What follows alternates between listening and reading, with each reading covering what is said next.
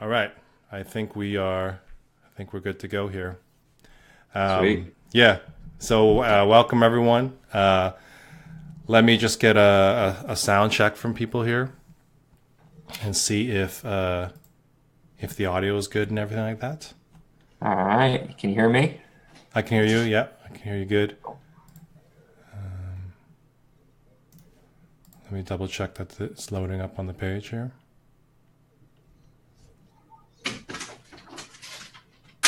Sammy, go lay down. Go lay down. All right. All right, Tyler. Thank you. We got the ping from Tyler, Carl. Carl's saying everything's good. All right, cool. Let's get rolling.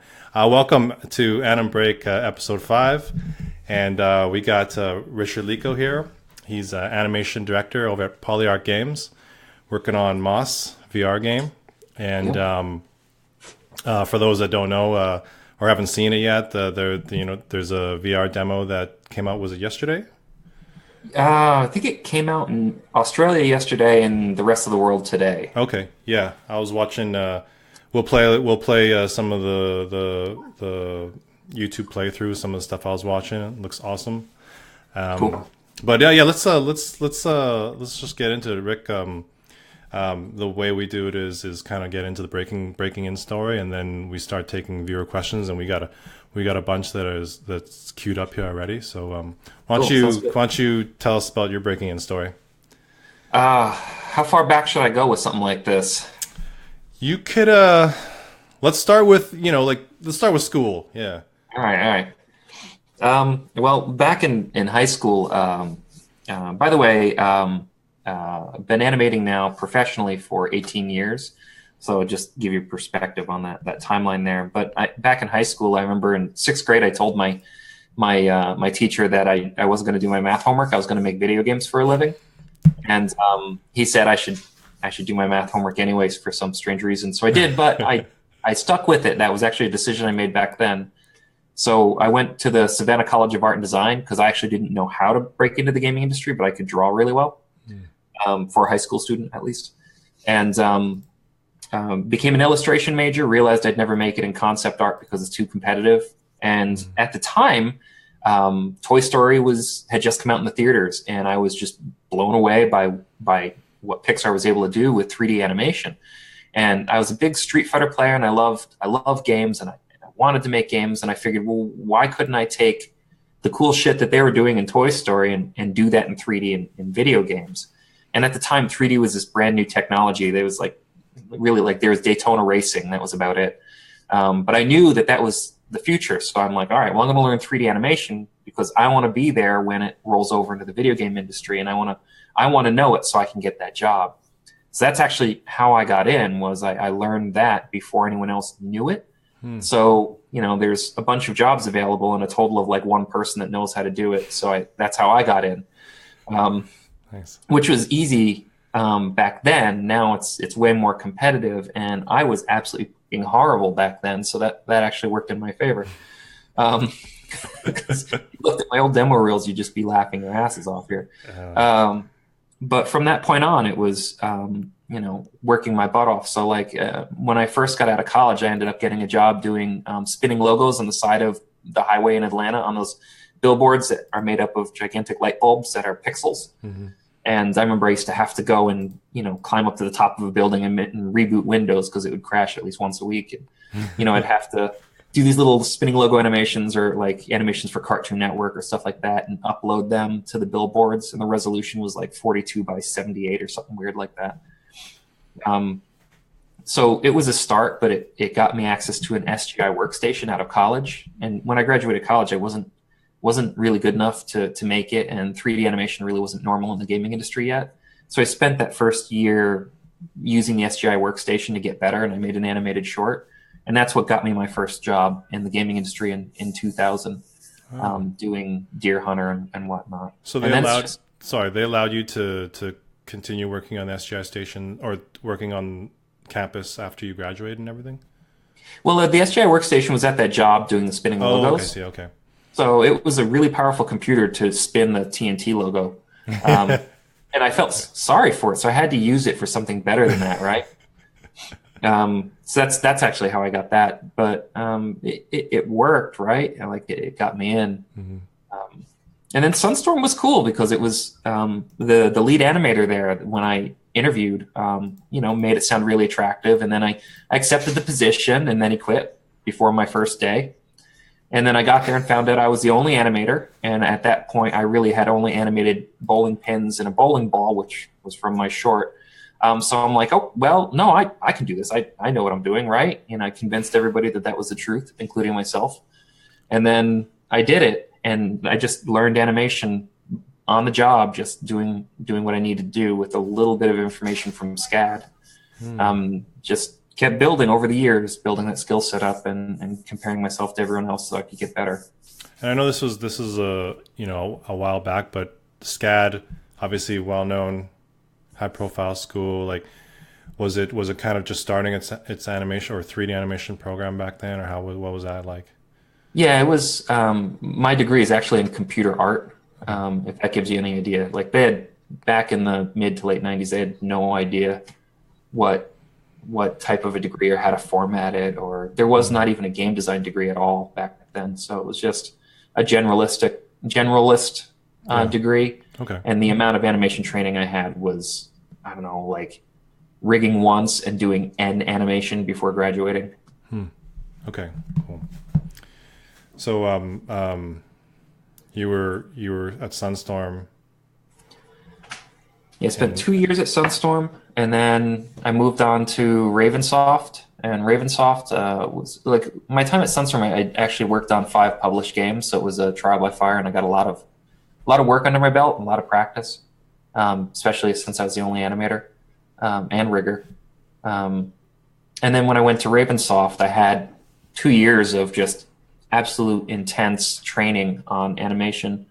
So I was prepared for Ravensoft, but they used Softimage instead of Max, and I was a Max user at that point. So I had to learn Softimage and learn how to animate in that. We worked on Jedi Academy there and X-Men Legends there. Nice. X-Men Legends brought me back to 3D Studio Max because the studio couldn't figure out which direction they wanted to go.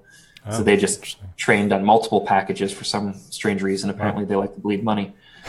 I doubt they do that anymore.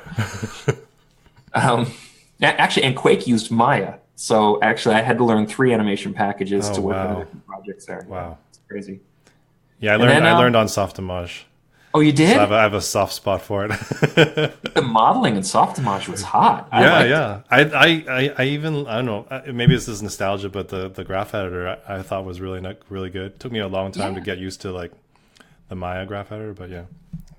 It was my favorite out of the 3, but it's not supported. And apparently the API for the tools was a really difficult interface, and trying to get it to work with the exporter and the game engine and all that. Where the programmers would always complain to me, no, you don't want to use this program anymore. I'm like, oh, I kind of do. But yeah, Monolith was a good studio. I went there after that, and then spent 3.5 years there, and we worked on Condemned, and I got my first lead role for the end of Condemned and for Condemned 2, and an amazing team, and it was an awesome project. And then 8+ years at Bungie after that. Wow. Yeah, that's a good run. Did you if we trail back to, is it Sunstorm, when you had to rig and animate, and you were there for 2 years, worked on multiple titles? Was that you were basically soloing rigging and animating for a lot of those projects then? Yeah, there was no rigging team. I was the rigging team. I was the only animator because the other dude quit before I got the job. So I mean, it was. I actually adored that. Like, I thought it was great because I could learn so much. Because if it didn't get done, I was screwed. So I actually had to learn it all. And the internet was, I mean, it was around, but it didn't have all the useful tutorials that you have now. So it was pretty much my tutorials were clicking on a button. Nope, that didn't work. Click on it. Oh, that one works. And just going that way. And I guess maybe not specializing like during school, did that kind of prove advantageous at Sunstorm potentially? Like, hey, like I touched on some rigging in school, or I did a little bit of generalist type stuff. Yeah, it helped. I don't know. I honestly don't consider my schooling very useful. I know SCAD's very different nowadays, and it's they've got their shit together. But back then, it was just so new. Like I didn't get anything out of that. Like it really was that year I spent doing spinning logos and figuring stuff out and making that animated short that brought me from worthless to minor potential. And I learned more in that time than I did my entire time at SCAD. And when you came out of SCAD, like what was the kind of job hunt like before you landed at the flying logo place? Was like did you kind of just like shotgun your reel everywhere? Yeah. I don't know if I don't know. I mean, I'm old, so I don't want to assume you're my age, but I'm old too, yeah.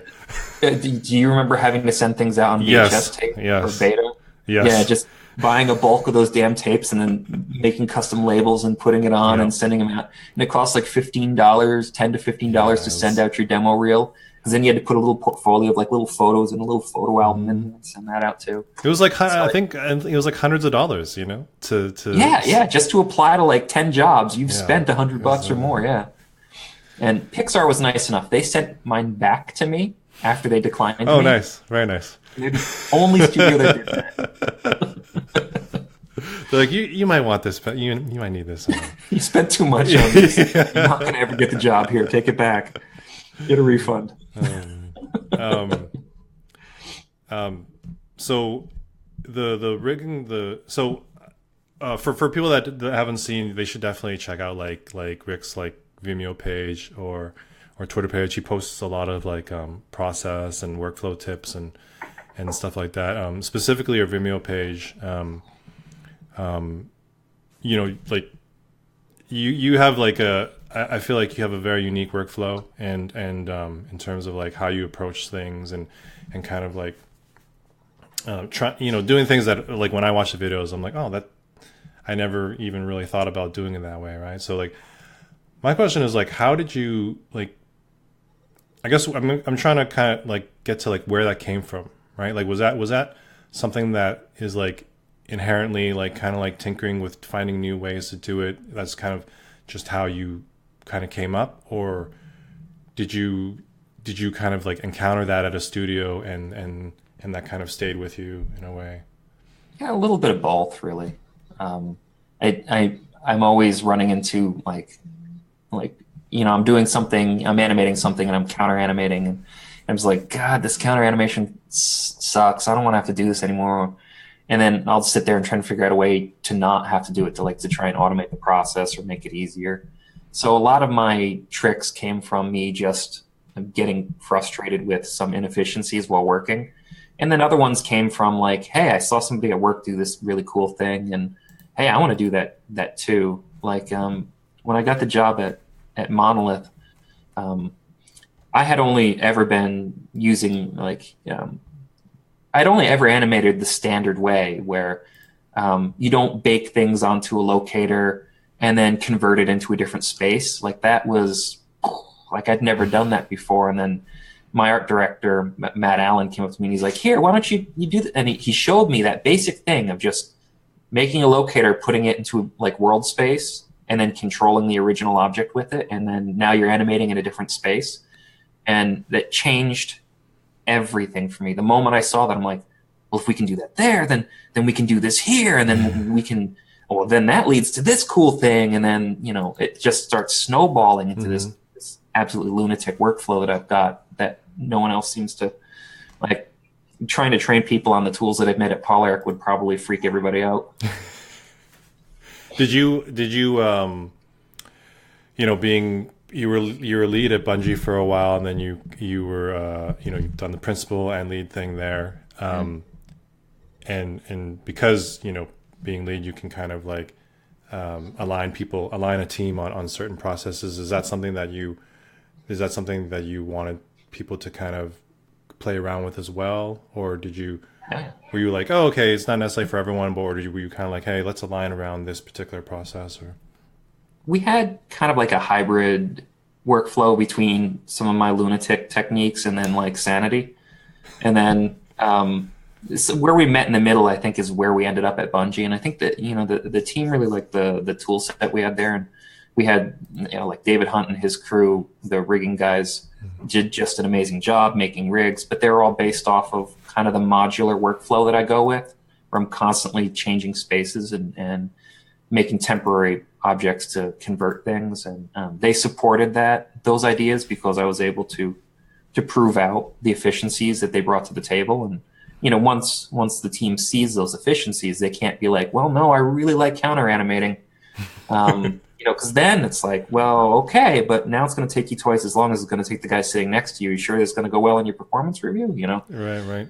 So it's just that reality kind of caught on to them, and at first they didn't like baking because it left the dense data. But then they realized, well, cleaning up that dense data takes like 20 seconds, 30 seconds. Counter animating takes hours. It's kind of worth it, But we still had a lot of traditional tools and a lot of traditional methods. We'd save Maya files. We'd have rigs with different attributes on it for rolling the foot and stuff like that. All these things that I personally am not into and that we don't use at Polyarc, but we had them all, so we supported like a dual pipeline there, and it worked out well. And everyone chose which way they wanted to go. So now that you're, are you the only animator at Polyarc then, or? Yeah, it's just me. There's 15 of us there total, and I'm the only animator and only rigger. So now that you have like this blank canvas, you can kind of like set up the process how you want. Oh, I'm unhooked. Like things are just going shit crazy over at Polyarc right now. Like I've got tools that's like I don't even want to have to animate anymore. I'm just going to make this tool where I could press this button and it does all the animation for me anymore because I can figure out how to do it all. Yeah, it's insane. I actually have boiled down the process to like the most minimal amount of steps to make an animation and have it still look good. So it's so automated as you go through now. That's really interesting. I mean, I again with the Vimeo pages, like there's some really cool kind of process there, and I feel like I rewatched the videos like 2, 3, 4 times just to kind of like catch things. But so we can so when I posted this yesterday, I actually got a lot of questions, and I think it would be really, really cool to kind of get people going on some of these questions here. If I go back to the post from yesterday, and I'll just kind of start knocking these out, and we can kind of go through them here. A lot of props from people, so half of them aren't even questions. They're just just shout outs and being like, hey, good stuff. So this one's an interesting question from Adam Kania. He said, I've seen Rick's work for a long time, watch it for inspiration. Question is, what's the most satisfying payoff to a project you've ever pulled? I don't know if that's that could be small or big, or it's a lot of different ways to look at that too. Like what? Yeah, you can take that question anywhere, really. Yeah. I don't know. I think I'm experiencing it now, to be honest with you. Like some of the most satisfying payoffs have been like shipping Destiny, brand new IP, gigantic team, like just crazy undertaking and insanely complex, and being there as I was the first animator on Destiny, helped establish what it looked like in motion, and saw it through to shipping and Destiny 2. So it was awesome to just see millions of people playing your game, and like my dad is like, I saw your game on TV, son. And I'm like, yeah. That's the ultimate, right? That's ultimate. But I honestly could say, like, right now, I mean, I'm working on this little game, and it's just 15 of us. And we haven't even shipped it yet. We just got the demo out now. But I'm more proud of this than I've ever been of anything else I've ever made in my entire career. Because it's a passion project for all of us. We took a risk. We left the confines of Bungie because we were making good money. We had secure jobs. We could have just wrote it out until retirement, but we really wanted to do something for us that we personally believed in, and something that meant everything to us. So like, this is what I'd be doing if I was independently wealthy. I'd be making Moss. Cool. So this means more to me than anything else. And right now the payoff is getting to go to work and doing this. Nice. That must be extremely gratifying. That's really cool. Oh yeah. Why don't I, speaking of Moz, why don't I kind of load up the, I was watching the demo today, or it was yesterday or today, I forget, but it was it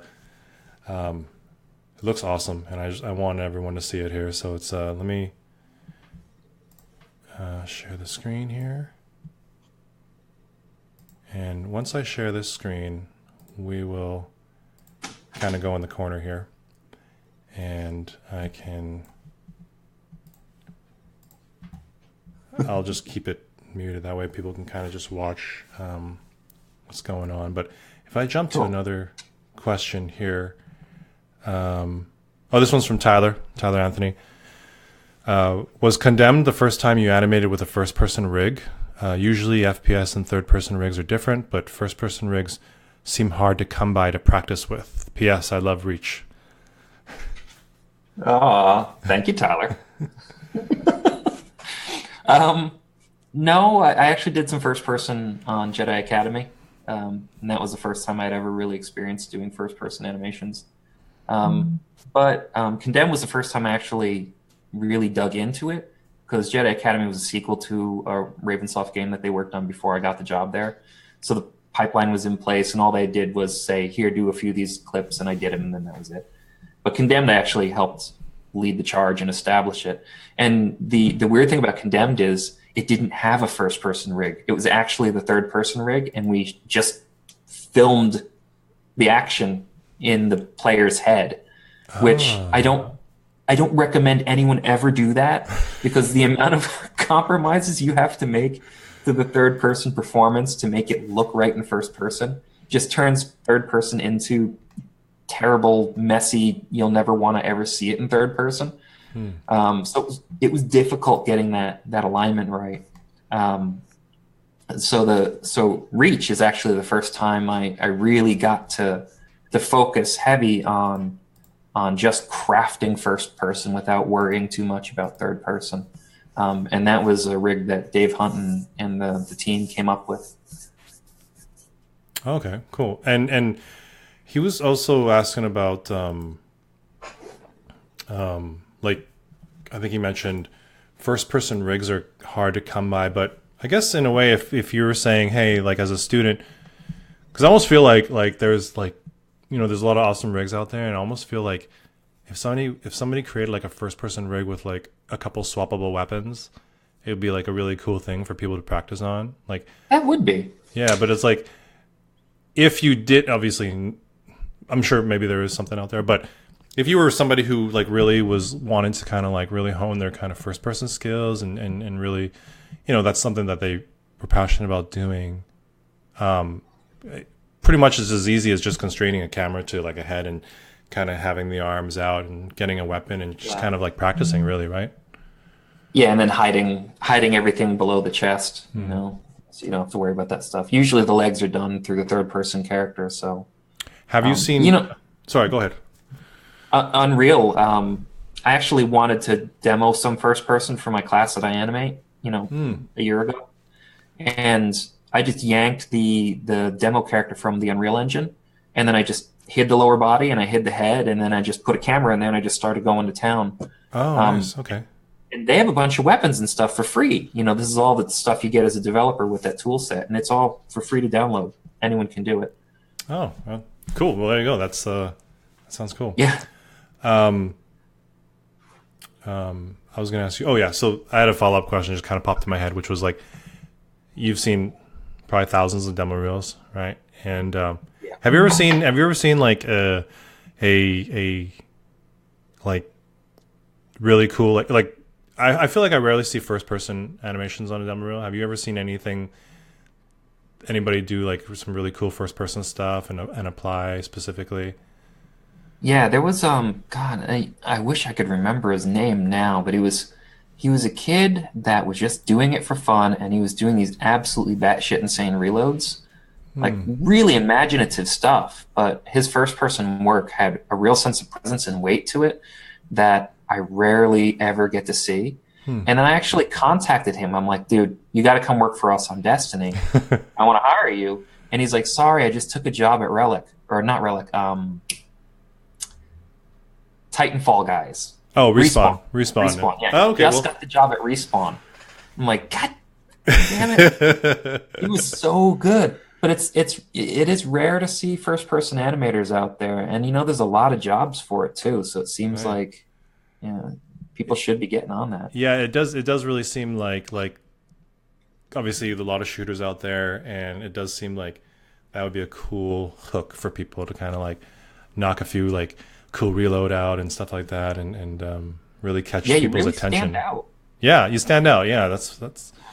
All right, so. Okay, so this might be this one's from Roma Elzo, and she asks, or I'm sorry, he or she asks, back. So the sentence is a little scattered here, but basically, do you feel scared animating or starting a shot? Do you get that feeling you don't know when to start and what to do, or you can't do it, kind of thing? Like, that's a great question. Yeah, I've got it up on the screen too. Yes and no. If I have a rig that I'm not familiar with, I get nervous because I've got like you mentioned earlier, very unique workflow. And sometimes some more traditional rigs that are very attribute heavy, I just know I'm in for a lot of counter animating and things are going to take a long time. So I get pretty intimidated sometimes by some, especially film rigs that have a lot of that really high level of detail type stuff. Because I know I'll be doing it all by hand and I know it's going to take days or weeks to do a clip. I never think that I can't do it. I always think, okay, if I get my posing right and if I, get good reference and I really think it through, I know I can execute on it. So I'm never concerned that I can't. It's really just how much work it's going to take to get there that scares the hell out of me, and then what the expectations of the viewer are. So if I have a director that I don't understand his vision, like let's say I've got an art director that has a tough time communicating what he wants and he subscribes to the dartboard method of art directing, then it's less about me thinking I won't be able to do it and more about me thinking I won't be able to do what he wants. So there's that hesitation, and I'm sure all of us animators have been in that situation at times. But these days with Moss, I'm self-directing. So, and I made all the rigs myself. So, if I can't do it, then I just write a script that makes it so I can. And nothing's in my way anymore. I can just blaze the new trail if I want. So I'm not too worried about Moss, but geez, put me on a film and I'd be lost. Yeah. No, it's. I feel like that feeling. The feeling doesn't really go away. You just kind of learn to manage it in a way. You learn to put it into perspective. I think that's the best way to. Yeah, it's like. It's a good question though. So this one's from Jermaine Whitehead, and I think you may have touched on it, but he basically is asking how long did you animate in 3D before becoming professional? But that might just be. Did you have to? I guess back in the day, did you have to give any kind of portfolio to SCAD at all? Oh, to get in? Yeah. Or were you dabbling with any kind of 3D before SCAD? Oh, 3D wasn't even a thing. There was Form Z, which is a little program to do 3D in. But no, that was back in the early 90s that I got in. 94 is when I started. No, I was a 2D artist. I was doing book illustrations to help pay the bills. 3D, I didn't start 3D until graduating, really. I want to ask you something that you touched on earlier, which was basically like you were saying, hey, 3D animation is going to be a thing and I'm going to get on board. And that's kind of the direction I chose. Like, that's kind of like a lot of foresight to have at that time. Like how did you?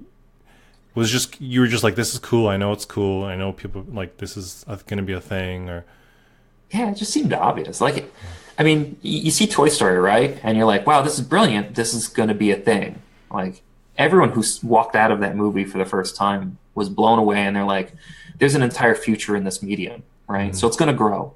And the cool thing is, like, you could look at that and you can say, well, how do we apply this to other areas of the industry? And like, what else is it going to be? And you think, well, video games are obviously going to start using this in a few years when the technology gets better. And it just seemed obvious to me. Like, if you look now, like, that's why I'm doing VR. It's such an amazing platform to be completely immersed in there. And right now, having the wire attached to your head feels like you're in the Matrix. Like, it's not a very good, like right now, VR isn't great because of the constraints, the low res headset, the cost of it all. There's not many great games out there. But 5 years from now, like, it's going to be amazing. And AR, everyone's like, well, what about AR versus VR? And well, AR is essentially VR with a pass through, where you're not containing the head so you can see out of it. But it's the same thing, right? So all of this is just going to explode in the next 5 to 10 years. And it seems like it's obvious to me, like, well, this is where I should be focused right now, you know? So it's just, I don't know, it's just like looking at something and then applying it to what you know. Yeah, no. Kind of like touching on the VR thing as well, like, going from kind of like, obviously traditional games and moving into the VR space, and everybody's exploring and finding ways to kind of do things. And as an animator, specifically like from the animation discipline, is there anything that kind of like that's surprised you, or that you've kind of been like, oh, this is a challenge, like this is a different kind of challenge in VR, or is it kind of just like, hey, animation is animation and we're just doing it kind of thing?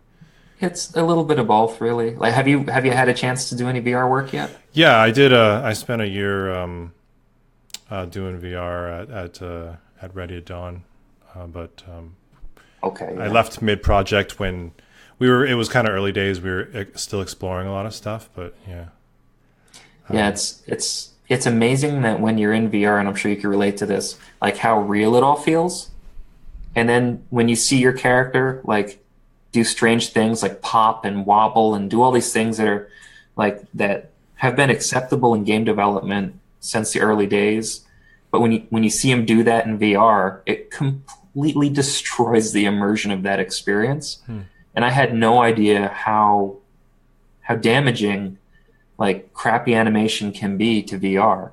And I think that if you look at the evolution of technology for animation over the last 10 years in the gaming industry, the quality of animation has improved some, but there's been no huge leaps in that quality. And a lot of our characters inside of video games are still just avatars that you control. With some exceptions, like I think Uncharted does a really good job. Last of Us, they both do really good jobs of making them feel like real characters that are still interactive. But for the most part, like it's very poppy, wobbly, center of mass is off, looks like a pill sliding around in the animation trying to keep up, and like it's just common, right? You can't do that in VR anymore. And so I think what's going to happen is you're going to have in the next 5 years, like this huge focus is going to be on animation all of a sudden. Because it's going to start dawning on people more and more that it's not acceptable, and then companies are going to focus on it because all of a sudden now there's money on the table and there's reputation on the line, and then now there's motivation to focus more on this. So I guarantee you in the next 5 to 7 years, there's going to be a huge jump, not just in the quality of animation in games, but in the tools that we use to author the content, the workflows we have for creating this content, and then essentially how much content and what the end result actually looks like. It's going to be amazing.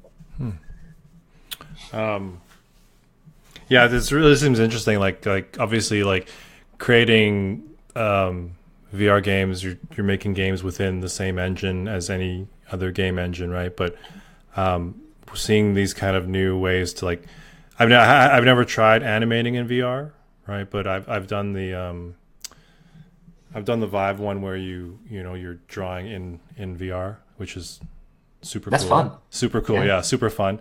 I can't even imagine taking that step of animating, but it could be an interesting thing where like I could totally see like, authoring in VR, your assets like within the VR space in the VR game. It's like Inception in a way. I don't know. Yeah, Could be it is, isn't interesting. it? Yeah. Yeah, I know Yeah. there's a company that was doing that. Limited, limitless, limitless, limited, limitless, limited. Hmm. Limitless came before limited. They were working on a tool set to do VR animation. They just didn't have the. I mean, it wasn't all the way there yet. But I think it's an interesting idea to Yeah. be able to walk around your animation and inspect your pose physically. That's crazy, right? Yeah. Yeah. I want to see something that actually like where you pose out your core pose and then you step out of that pose and then you start modifying it. That would be great. Yes. Oh my gosh. That would be, yeah. That's very cool. Someone should make that tool right now. Yeah, exactly. Can we get that? Yeah, just the sense of like the scale, because I noticed like you can, I mean, you can go big or you can go small, right? So it's like just watching what we're watching here with Quill inside the puzzle here. It's like if you're authoring something in there, you could like go in there, like as a little Quill beside Quill and kind of like do some stuff and then zoom out to the big picture. Yeah, I don't know. It feels like it's just there's so many avenues to go down. But Yeah, and get some trumpets to play some really heavy trumpet sounds in the background. yeah, The world's exactly. This is questions from Kyle Dahl. What's up, Kyle? Hey, Kyle. Our last guest on Animbreak. Yeah, And that's a good one. question: your demo reel edits are always so damn entertaining. Do you have any edit advice or guidelines? Yeah, because your reels, the way they're chopped up and edited, like they're just. I mean, obviously they're badass, but they're also entertaining to kind of like the flow of it. So. Oh, well, thanks. I actually never give it much thought. I mean, I shouldn't say. I mean, I give it a lot of thought when I'm working on it, but I just figured it fell in line with everybody else's. I take a lot of tips from the Bungie VizDev crew when I was still there. They put together these amazing trailers for Destiny and Halo, and I just watched their results and then ask them questions, see how they're doing, and I kind of just mimicked the bullshit that they were pulling off. And that's all it was. I wasn't really trying to be fancy. I was just mimicking somebody that I respected. Oh, so like the like the way they cut their trailers and stuff like that. Yeah, just I using the see. same tricks that they use. I was just duplicating the stuff that they'd pull off, and that's all that was. So like, is there anything out of there that you were like that you kind of took as like these are cool things that could apply to like somebody else that's cutting their reel, student or professional? Yeah, it was the same thing when you're animating. It's like get your peaks and your valleys, like high action to low action. Draw the eye around the screen. You've got a guy coming in from the right to the left and he slams down, and then maybe have somebody come from down to up on the left side of the screen, and just trying to find clips that kind of line up with the way you're drawing the eye around. And then when you can't have, because you can't always have something that leads the eye around really well, do like hard wipes, like flashes, explosions, little things to like reset the vision. And then just try and line it all up with the music to try and like the peaks and the valleys of the music are kind of where you put the peaks and the valleys of the action versus the non-action. So you'll notice like, when I have the girl doing the walk animation, it's really subtle and it hits a part of the song that's kind of a bit of a lull before it hits a crescendo, and just ways like that. I mean, it's the same thing we do when we're animating. It's just essentially applying it to where you're placing your videos, and that's. I actually never thought I was doing it all that well, so that's really good to hear. Thank you. Yeah, I guess for you it's like a sizzle reel presentation piece. Like, do you have any? I guess on the other end of it, which is somebody who's like, hey, I'm putting together a reel that is, specifically looking for employment, right? And it's like, you've seen obviously thousands of reels. Like, do you have any kind of tips for people out there in terms of like what your thoughts are on a successful game reel? Yeah, it's. I mean, I know a lot of people have. You've probably given this advice a million times too. It's you're judged on your worst shot, so Yeah. make sure whatever's on your reel meets your own internal quality bar, because that's how you'll be judged. I hear people like argue about the length of a reel. I honestly never gave a damn about these arbitrary rules that people put in place about demo reels. It's really about your vision for marketing yourself and then how you communicate that vision. So usually when I see a reel, it's just, I look for clips that look great. I look for clips that don't look great. And then I look for consistency among the clips. And if it's 3, 4, 5 minutes long, if it's 5 minutes long of outstanding work, you're the fucking man. Great. Good job. If it's 5 minutes long and you have 2 good clips in there, there's no way we're hiring you because you don't have you can't self-evaluate. So it's just a matter of getting your own presentation in your own way. Ignore all the people that give you shit about length of your reel. Like if you know you have good clips and it spans 5 minutes, great, do it. If you have 2 good clips and nothing else, well, that's what you got. Put it out there. Just don't be shy about it and always try and improve, always try and learn, always try and take feedback on your layout or feedback on clips that belong or don't belong. Those are the helpful things. And if anyone ever says, these 3 meet your style, they're fantastic. This one's good, but it doesn't quite, then get rid of the 3rd one, right? Like, or the one that's not quite good. And it's really simple to me. It's just, put forth your best marketing ploy, right? You're your own marketing company. Yeah. That's good. I think that's pretty good advice. This one's from Nazrin, and he's saying, this general question here. Is there any tips or process that I could use to improve my animation in Maya, or any good website that helped me improve as an animator? That's general, but if there's, I think we all know the kind of typical resources that are out there, but if you have any, like, hey, this is like start here kind of thing, or something like that. Like all of the things I do, I'm usually heads down figuring shit out on my own. So I don't usually go look for resources, but like the important things of animation, and actually the most important thing for animation is planning your posing. So like come up with a good idea, make sure it's well researched what your idea is, make sure you've gone through reference and figured out how you're going to attack your idea. And then when you do it, your performance is your posing. Your performance isn't your graph editor. So get those poses right. Like if you think of the old Disney animators, that's exactly what they did. They didn't have a graph editor. They had to plan, they had to find reference, and then they just did poses. And those poses were their animation.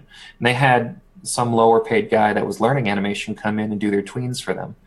And they'd sometimes direct those tweens, but they didn't always have time to do that. So they knew that their performance was in those core posing and those sub posing. Right? So think of that tweener that the old Disney animators would hire as Maya now, right? That's the equivalent. Where your graph editor is your tweener, that low paid guy that you don't want doing the animation for you because that animator's in training, you're the expert, right? So don't rely on your graph editor to do your animation for you. Maya's instinct on how to get from pose A to pose B is 9 times out of 10 dog shit. So make enough poses to make it all work. And then your tweens should support your acting. It should support your animation. It shouldn't become your animation. So if you find, I've done 3 poses and now I'm doing everything else in tweens, you really are making your life so much more difficult. And chances are your results are not going to be as good. And I know I still find myself falling down that hole of, I'm just so sick of posing. I just want to go to the tweening process because it's more fun. And then every time I do that, my clip is never as good. It's always like lagging behind, when I really plan it out and I really get those posing right. Like make sure when you have your core posing and your sub posing and it all comes together, that you've answered all your questions, your plan's in place, and that you can show somebody that animation in step key and they can say, man, that animation's fantastic. What happened to your frame rate? Like that's when you're ready to start tweening at that point. Right. And the tweening should just be there to support extra detail, little flourishes, little things to make your animation even more alive, but not define it, if that makes any sense. Yeah, no, that totally makes sense. I always I make the same mistake sometimes too, where I'm just like super excited to go into start kind of breaking down the poses and stuff like that. And so, I mean, I tell students, it's like, if you're excited to go to that second stage and you haven't worked out the key poses, the good news is that you'll spend twice as much time in that second stage. But, exactly. Yeah, at least. But yeah, exactly.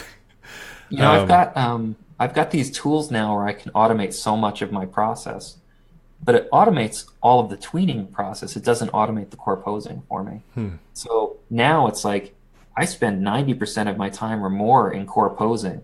And then I've got these tools that essentially make Maya not as dumb when it goes between the poses. And it just makes life so much easier because that's not where the magic is happening. Right. So it's like, yeah. Hey, could you expand on, like, I mean, we don't have to get too deep in the weeds, but like these tools, like, are they, like, what's the philosophy behind them, or how do they kind of help you in a way? Well, all right. So, you have a character like waving where it kind of does this, right? And she's waving. And then, you've got your core posing that describe that wave. And then when you go to do your tween, the character kind of just goes up and settles like that. And there's really no overlap. There's no jiggle. There's no texture to it. It's just, a very flat feeling to the way Maya decided to go between those poses. Mm-hmm. So what I'll do in those situations is I've got a tool that puts the focal points, like the abdomen, the chest, the head, in their own space, kind of like a bouncing ball. And then it automatically drives the points in between, like the neck and the midriff and stuff like that. So these parts are all kind of essentially in world space in a way? Yeah, they're in world space. Okay. Or I could put them in any space. A lot of times I usually stick with world space. And then what I do is when I translate them, it actually updates the rotations of the underlying rig controls for that. Kind of like Spline IK. Okay. And I can choose to directly translate the chest if I wanted to, because then I get stretching and stuff, which is great for cartoony characters. Or I could choose not to when I want more humanistic, like a Destiny character, where I don't want that stretching to be there. I just want the rotations. And then from there, I can actually do things like run a little physics sim on this focal point. So I could take this motion where I go from here to here, and I could turn it into this. And then, once I run the physics on those, I could control how much of the bouncers, how much rubber band there is to it. So then, instead of manually animating a lot of that information, I'm actually using a physics simulation to do a lot of my tweening for me, which essentially just updates all the rotations. So then I can get spines that do this nice little undulation. And all it is just translating 3 points in space. Wow. That sounds... That's nice. That's nice. It's fun. Yeah. That kind of brings, this is like super kind of like micro, but like when I look at your work, me and Samantha, like back when I was already at Dawn a few years back, we would always look at your reels, and we'd always like spot this like thing that you do. I feel like that, like, it's really hard to like be unique in 3D animation, but I felt like it was like a unique kind of like trademark, which is like whenever you impacted, you kind of had this like jiggle on your like knees and elbows and stuff like that. Yes. And it was that sim, or is that you just kind of like putting noise in there? Here, I can blow it up to show people here. For all my Destiny work and before that, it was all a manual process. I'd just go in and manually do that. But for Moss, I wrote the sim tool about 8 months ago, and I've been using in the last 8 months is pretty much all the sim tool. Okay. That's okay. That's cool. So you've kind of automated something that you were doing in the past anyway. Yeah, it's now I don't have to spend time on it. I get it all for free. Nice. Yeah. So this is a perfect example right here, which is like that noise afterwards. It just adds a lot of like, just kind of like texture in a way. So yeah, really cool. It tells a story, doesn't it? Because it's like the action itself isn't important because it's going to happen so fast. It's going to be blurred. There's going to be guns going off around you. When you see that wobble, you know what he just did. So it tells you what happened. It's awesome. And it's great for like these kind of characters where it's like, it's great for all characters, but like for whatever reason, it almost like is like the armor, it's like the armor that's kind of like, kind of moving in a way. So, Oh, okay. yeah. I just threw it in there. I'm like, I hope people make up what it is in their head. Yeah, exactly. It's all, make it Mako for whatever you want. But, so this one's from Conrad Ford, and you kind of touched on it a little bit, but I'm curious to hear maybe if you have additional thoughts. It says, when you review a pose, what are the things you look at first, like the most important to you? All right. Go back to that animation we just talked about with the jiggle. Can you do that? Yeah, the one I was paused on. Yeah. I think it was this one right here. It's a few frames forward. I don't know how easy that is. It's when he hits it. All right. That pose right there. If you break that pose down into what makes it interesting to me, it's repeated lines of action. So if you look at the angle of the knife, and then you drew a line across it, and then you did it from the head to the left hand. Yeah, this part. Like there's that line. And then if you go up the leg through the body on that leg, it's very similar to the one that then goes across through the other leg to the hand. And all of a sudden you're starting to create these lines and these positive and negative shapes inside of the image. When I was an illustrator, it was all about positive and negative space, trying to create a flow around your illustration, like somewhere for your eye to go, somewhere that played with the notion of either making somebody feel comfortable or uncomfortable. And it depended on people would feel more comfortable if they could relate to it. And they relate to it by finding common lines in it. So in this one, finding those common lines, it makes you feel comfortable. It makes you drawn to it, makes you interested in it. People with OCD really love this pose because they could find a lot of those lines in something like this. And there's an element of OCD in everybody, right? So it really helps build that relatability. But then the negative shapes create that interesting shape that really stands out. It creates a lot of contrast, which gives you more depth and makes it easily readable at a distance. So when you pull this out in multiplayer, even if you're across the map, you're about to die. It's, oh, fuck, I'm dead type of moment, because you know what that is at that point, right? And then the thing with the fingers, it's like really spanning that out and creating like a circular form to try and pull the eye back around because the sword or the knife doesn't come out far enough. So it like kind of curves the eye back around and brings you back into the image. So it's taking all the stuff that I learned when I was an illustrator and making like amazing posters, like movie posters, and applying that to the posing that we make in animation. And my theory is if I could make all of my core posing look amazing as a movie poster, then I'm going to have a killer fucking animation. So it's really getting that flow, that movement of the eye, that sense of like what story it's telling. Like in that pose, I know exactly what he did to get there and what he's about to do after that. So this one pose encompasses a timeline to it that you don't get from a lot of other just static poses, right? So it's finding something kinetic in there that gives you interesting information. And also this is great for headshots. So nice. Which is important to Destiny. Yeah. No, that's cool. I think it's always a challenge to for game animators, it's always a challenge when you're posing, finding that right pose is already hard enough. But then seeing it from reverse or seeing it, because obviously, we work in full 360 and stuff like that. So, that's kind of like the added difficulty, obviously. So, well, the cool thing about that is I found out that if you get everything to look great from the front and from the side orthographic views, like if you could get your pose to read from those two angles, 360 is not a problem. It all just reads. Right.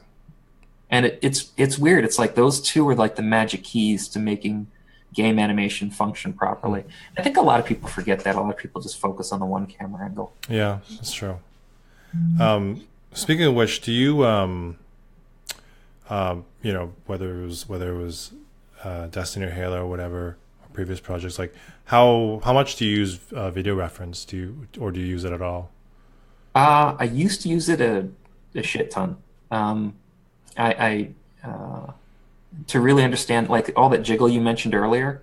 A lot of that came from when I was using a lot of mocap at Monolith, I'd see the way that the body would react, especially my body. I have a lot of jiggle apparently. I think it's because I don't have any bones. And like I'd use all that data and it would get ingrained in my head. And then watching a lot of video reference, in my earlier days at X-Men and Jedi Academy, really ingrained a lot of the like how a body moves into my head. Mm-hmm. And then once you use video reference and mocap long enough, it just you build a library in your head, and then you can start weaning yourself off of it. But when I'm dealing with a challenging shot, I'll still go back to reference and whatnot, because every time I look at reference, I see something new that I didn't see before. But it's hard getting reference of a cartoon mouse, so it's not as helpful for me these days. Right. Yeah. Well, that's cool. So a lot of the stuff you're doing on Quill or on Moss in general is like you're kind of foregoing video reference and you tend to go on experience and feel. Yeah, it's all about feel, and cool. I'll look at comic books or other video games for reference, but it's usually just made up. Were you you mentioned like it was kind of time to branch out. It was time to challenge yourself and try something new. But was the animation style and all that stuff established before you went to Polyarc? Like was that something that you were interested in after working in a specific animation style for a while? Polyarc, actually I was there at the start. So okay. Yeah, it was a small group of us that left Bungie roughly around the same time. A couple of the guys left a year before us, and they founded the studio, but we didn't actually start animation until I joined. Okay. So you had your say in it. Yeah, yeah, 100% me on what we decided to do with the animation, and that for better or for worse, I have no idea if it's going to turn out good or not. But I don't know. I just wanted to take everything I had learned and turn it into something. Like a boss battle, Mm-hmm. It's like you built up the experience, you're ready to tackle the boss, right? Yeah. Moss is my boss battle. Nice. As far as gosh, I had a question on the tip of my tongue. It was about so I guess what are the speaking of Polyarc and the projects you guys doing, like has there what I guess can you talk about your experience in terms of like going from obviously the the AAA of the AAA to kind of indie and I guess things that maybe people don't think about, and you're just like just what is it like leaving the mothership and just kind of going off and it's insane. It really is. Like, all right, so at Bungie, we had a climbing wall. we had a fireplace in the kitchen. We did really well when it came to benefits and compensation. And then going indie, I actually didn't get a paycheck for the first like 4 or 5 months at all, because we didn't have any. We got a round of investment funding in August of last year, but for the first few months, we didn't have that, so I was just working for free. One of the guys actually out of his own pocket rented some office space, which was actually just a closet out of some other office. So we were all literally in a storage closet. Nice. Pretty much on each other's laps, working on machines that he paid for out of pocket and that we custom built. So it's a very different world. I mean, right now we've got that investment funding. I'm earning a paycheck now, but I'm making half of what I'd be making if I went to another studio, because we just want to make this work and we're trying to get things off the ground. So it's a completely different mindset. It's like when you're at a AAA studio, you're in it for the benefits, you're in it for the security, you're in it for the notoriety. Mm-hmm. Now, we have functional benefits and enough money to get by, but we're working on a game that up until recently nobody knew what it was, and my folks are never going to call me and say I've seen your game on TV. Mm-hmm. So it's a really different mindset, but the benefit is like it's mine, you know, it's me and the 14 other people I work with, it's ours. Like we can honestly say that this is our idea and this is what we wanted to do, and these were all of our decisions and nobody else's.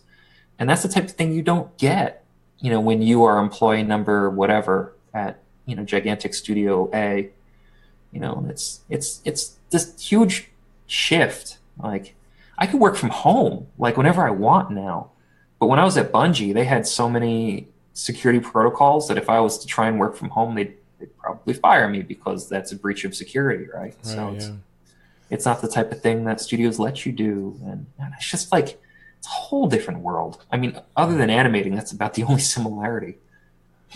Yeah, I can imagine I was actually gonna ask you about working from home. It's like probably pretty easy to you know take a day working from home here and there kind of thing. So Yeah, I'm in crunch right now. I mean, self-imposed because I want to do some awesome shit and get the game out the door. But after we're done with this, I'm actually just going to boot up and start going.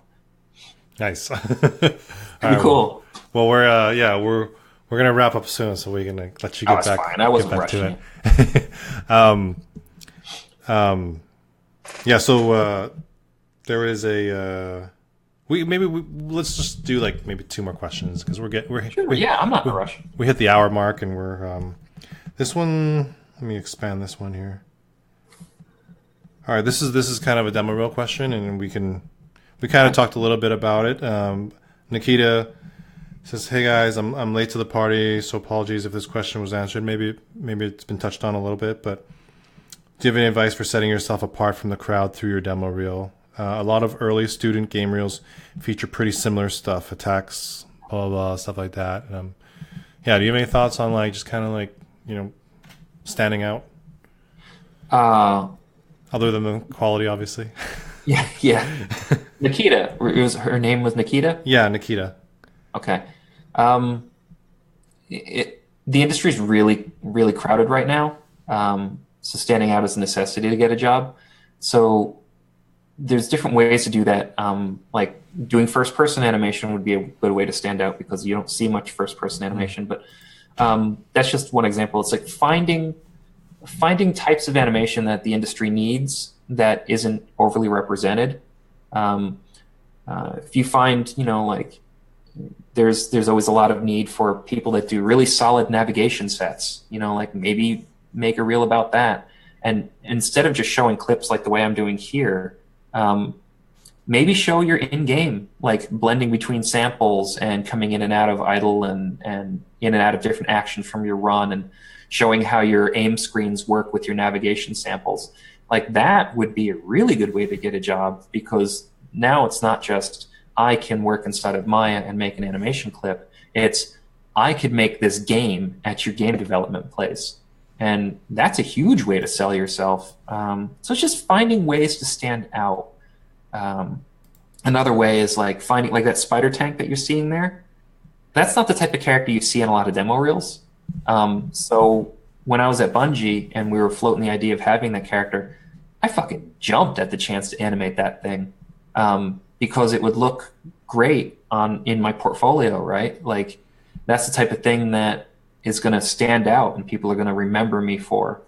These Titans running around, you're going to see that in everybody's reel. So, I did it because it was awesome and it was fun, but I knew it wasn't going to be what people remembered me for. So it's just trying to find that aspect. Like go find a rig that people don't use all the time. The one thing you don't want to do is the talking head shot that everybody does. Sitting behind a desk. Yeah. Or someone doing this and then saying a line. Oh God, if I have to stare at another one of those again, I have a little bit of hair left and I'm gonna take that last two strings up. Like, just don't do that. Yeah. Yeah, it's yeah, I agree. It's definitely agreed on this side. Sorry, Nikita is a he. My bad, Nikita. Oh, sorry, Nikita. Yeah.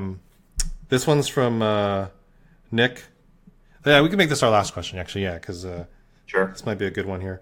Nick, hey Rick, how much stock do you put in understanding how much stock do you put in understanding what's going on under the hood in terms of working with your animations in game, troubleshooting and whatnot? You kind of maybe answered that a little bit here, but Oh, all right. You and I both know it's super important yeah. because someone's not running out to GameStop to buy your Maya file.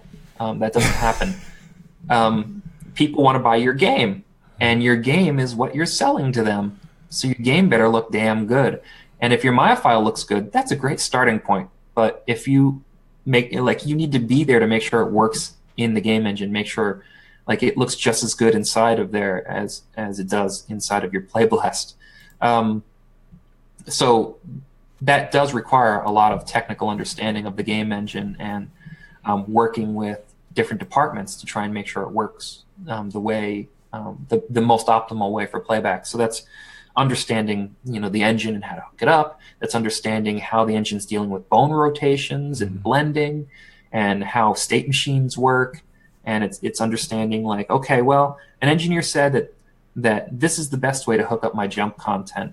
But I disagree. I really think it'll work better this other way. So I'm going to prototype out how the different clips would blend together using layers inside of Maya. And then I'm going to have a discussion with the engineer about that to try and make sure we're on the same page doing the most optimal thing for the game. And those conversations will get you better results in your in-game playback than just focusing inside of Maya. Like Maya is step one out of many, many steps. Nice. Yeah.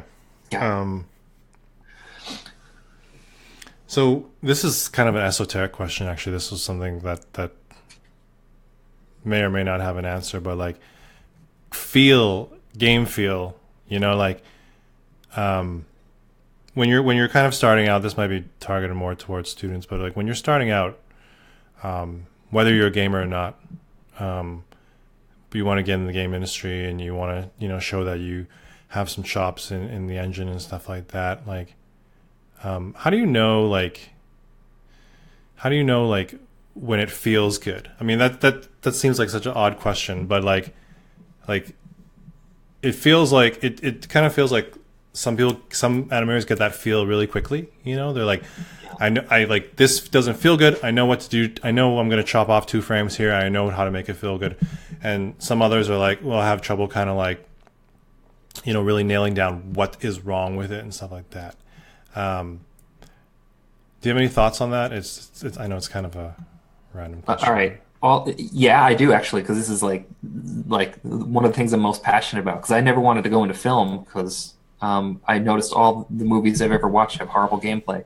So like I'm all about that gameplay feel. And you're right. Like not everybody can get it, and I think that people that really understand gameplay feel, they might be decent animators, but if they really understand how to make gameplay feel great, they're going to be really successful gameplay animators, and they're the people I really want to work with.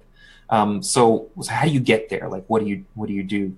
Well, you start understanding people and psychology and how the brain works and how people perceive the world. So, for example, like I press a button.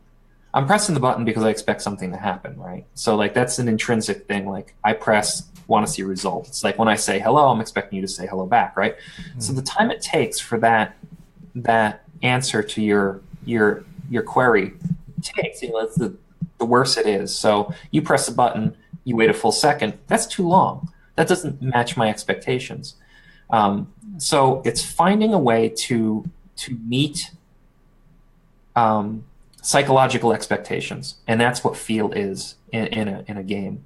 And that's a very broad way of putting it, but you can actually find so many different examples that just boil down to that statement, right? So like, let's say you have a character that does this huge wind up, and then he waves.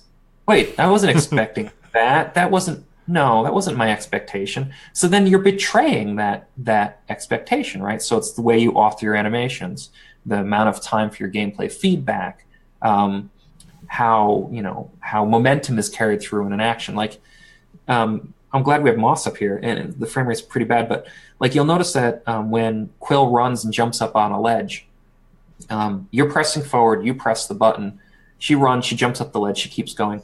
The momentum never changes. during that entire action. And the reason it doesn't change is because the players wouldn't expect it to. They're running forward, they pressed a button.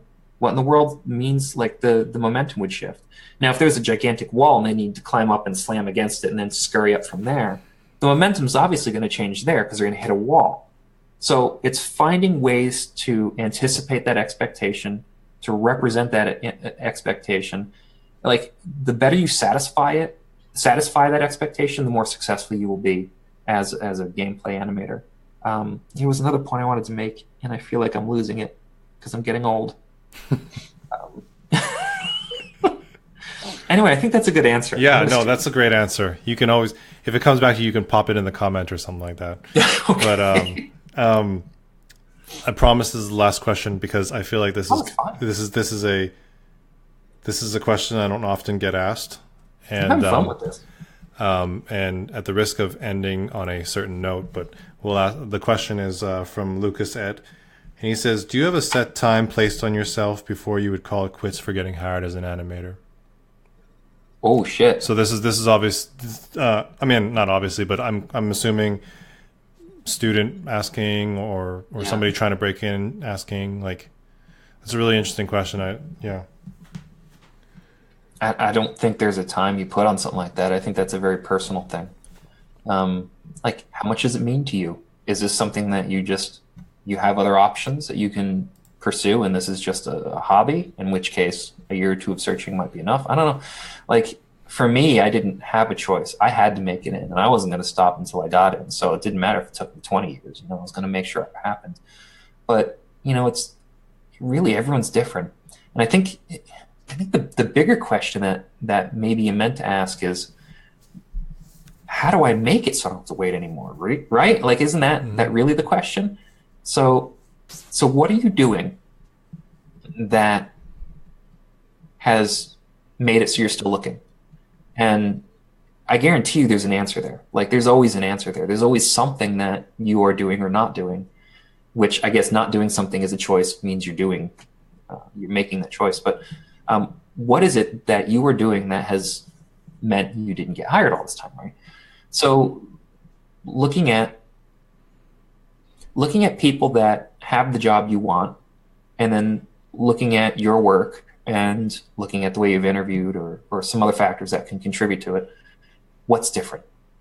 Like, can you nail down some specific things that like on your demo reel, what, do these people all have really great body mechanics and that's maybe one of your weaknesses? Or, like, can you nail down what that difference is? And then once you can identify that and you can kind of self-critique those differences, and then you could start reaching out to like other people or to the internet, or just start getting into the nuts and bolts and start practicing and start trying to rectify those weaknesses, right? And then it's not a matter of, well, how long should I wait? This is tedious. I can't find my break. Because that's kind of a self-defeatist perspective to have, because then it's not about what you can do. It's about how long it's taken or something like that. Mm-hmm. But once you turn it internal and you start looking deep down and you start fixing some of those differences between you and the person that has the job, you'll get the job. Like, at that point, it's just however many months of work you were willing to put in to get it done. And then you'll be there, right? Mm-hmm. And admittedly, there's also a bit of like circumstance, industry situation, where you're located. All these things play into it. Like, maybe it's just a dry run and there's so many studios that got laid off recently that it might be difficult to find a job for 6 months. I know Motiga, the Dead Space guys, there's been so many layoffs recently. It's going to be really fucking difficult for 6 months until all those people get redistributed. So maybe the next 6 months are going to be even tougher than normal. Like, and maybe you live in Idaho and there's no game jobs out there and companies don't want to pay for relocation on junior candidates. Like, there's other circumstances in there that might be affecting you. But if you find those differences and you fix some of those things that are stopping you from being at least equal to the people that have the jobs, then you stand a much higher chance, and you keep growing. And every time you get better, every weakness you solve, you become that much more valuable. And that's what it comes down to. Yeah, that's a great answer. I don't know if you really put it really well there. Like, it's like, is the is the obstacle fixable or is it not? Like sometimes it's not, right? Yeah. Geography, personal situation. If it is fixable, it's time to narrow down and figure out what that is. So, I mean, Lucas, follow up with us. I would like to hear, more and get more context and, answer, maybe we can help with the questions or something. So Yeah, if you want, I won't speak for you, Jason, but I'd be willing to look at the demo reel and see if I can get any feedback and point out some things. Yeah, for sure. Hit us up, and, but, man, this has been awesome. Thank you. And, thank you, Jason. This has been fun. Yeah. It's, I think we hit up, with Kyle, we hit up all the questions, and with you, we hit up all the questions. I love hitting every single question. So, yeah. So, cool. Well, thank you everyone for watching, and thanks Rick for taking the time. And we look forward to checking out more Quill stuff, more Moss stuff, and all the cool stuff that you're doing at Polyarc. So, appreciate it. Thanks everyone. Yeah. All right. Take care, everyone.